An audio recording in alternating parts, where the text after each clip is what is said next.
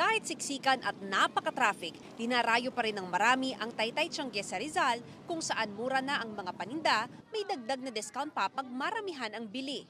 Matapos ang mahigit isang oras na biyahe mula sa Metro Manila at 30 minutes sa paghahanap ng parking, nandito na kami sa Taytay Tiange at sisimulan na natin ang ating 500 peso challenge. Ilan kaya mabibili natin dito? Pasok tayo. Maraming damit na pambata at mga terno. Diba, para sa mga may inaanak, ang cute. Ay, ma'am, magkano po yung mga set? Yung mga 350 po sa terno. Ano po last price nun? 330 po pag wholesale. 330. Sige, thank you po. 330 daw. Para wala na tayo mabibili pag binili natin yun eh. Ikot muna tayo. Gaganda po yan, ma'am. Overall, ma'am. May discount pag bibili ako.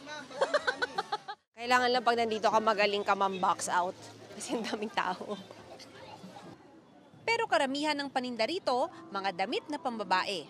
Yung mga uso sa mga babae, pero parang hindi pang regalo yung mabibili ko rito, parang pang atin lang to ah.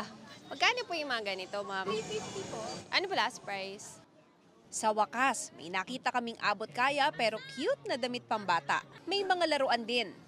Dahil tabi-tabi ang mga tindahan, madali mamili, mapapambata man o pangmatanda. Ikaw na lang ang malulula sa rami ng pagpipilian.